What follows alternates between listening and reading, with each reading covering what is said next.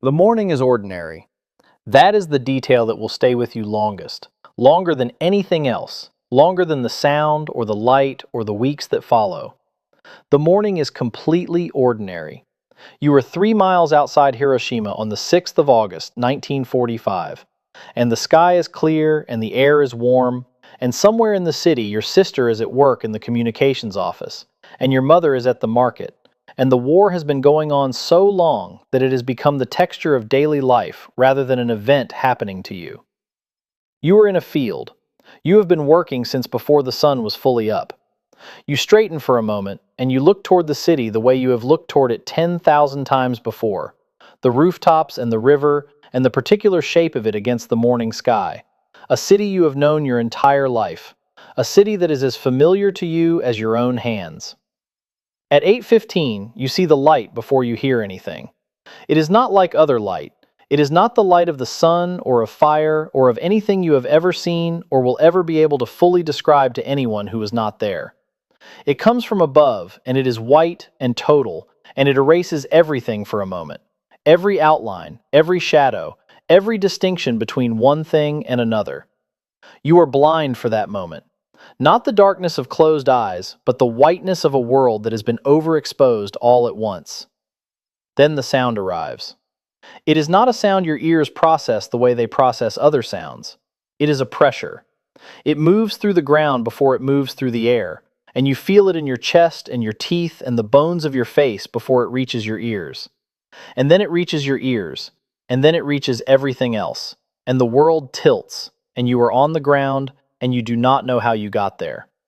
You lie flat, and the air above you is moving in a way air should not move, and things are flying, not falling, flying, horizontal, fast, and you press yourself into the earth and you wait, and the roaring continues for longer than seems possible, and then it begins to fade, and then it stops. You lift your head. The sky above Hiroshima is gone. In the place where the sky was, there is a column of cloud and fire rising, still rising, expanding at the top into a shape that has no name yet, because no one has ever seen it before. It is enormous. It is the largest thing you have ever seen. It is taller than the mountains, and it is still growing, and below it, where the city was, there is a darkness that is not darkness, a churning, roiling mass of smoke and dust and fire that covers everything. You stand up. Your legs are working. You look at your hands. They are shaking, but they are there. You start walking toward the city. You do not decide to do this. Your sister is in the city. Your mother went to the market this morning.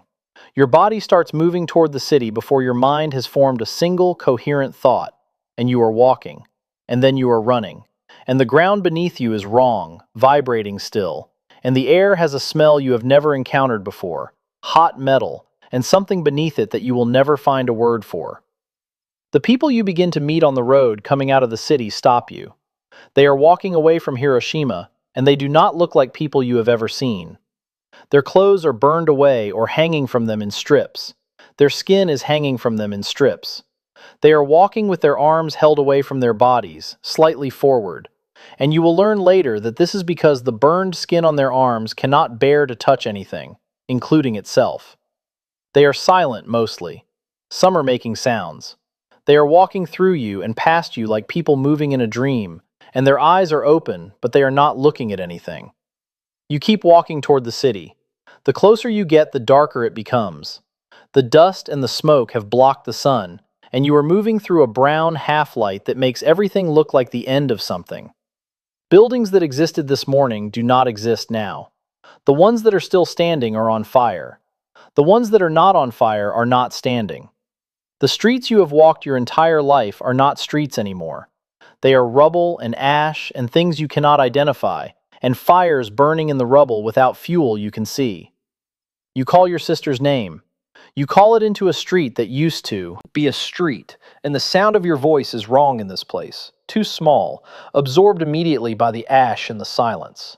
You call again. You keep walking. You call your mother's name. You go to the place where the communications office was. There is no communications office.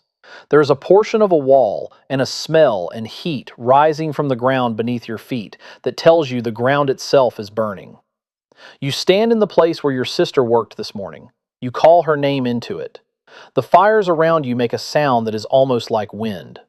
A man is sitting in the rubble 10 feet from you, and he is completely still, and you look at him for a moment before you understand that he is not sitting. He has simply ended up in a sitting position. You keep calling. In the days that follow, you develop symptoms you do not understand. Your hair comes out in your hands when you run them over your head. Your gums begin to bleed. You are exhausted in a way that sleep does not touch, a fatigue that lives in the cells of your body rather than in your mind. The doctors who are left call it radiation sickness, and the word radiation is new and does not explain anything to you. You find your mother 3 days later in a makeshift medical station in a school building on the edge of the city. She is alive. She has burns on her arms and her face, and she is alive, and you sit beside her on the floor, and you hold her hand, and you do not speak for a long time, because there is nothing to say that the holding does not already cover. Your sister is not found. You will look for a long time. You will ask everyone. You will go back to the place where the communications office was more times than you can count, and you will stand in it, and you will call her name. Not because you believe she will answer, because stopping feels like a decision you do not have the right to make. The city begins to be counted. The numbers come in slowly, and then faster, and then they stop because the numbers become impossible to verify, because so many people have simply ceased to exist entirely. No body, no trace. Removed from the world so completely that the only proof of their existence is the people left behind who remember them. You are one of those people. You stand on a road out of Hiroshima with your mother beside you, and the column of cloud is gone now, dispersed into the atmosphere, and the sky above the city is open and blue, the way it was on the morning of the 6th, when everything was ordinary. And you look at it, and you look at the city, and you hold your mother's hand. You do not look away.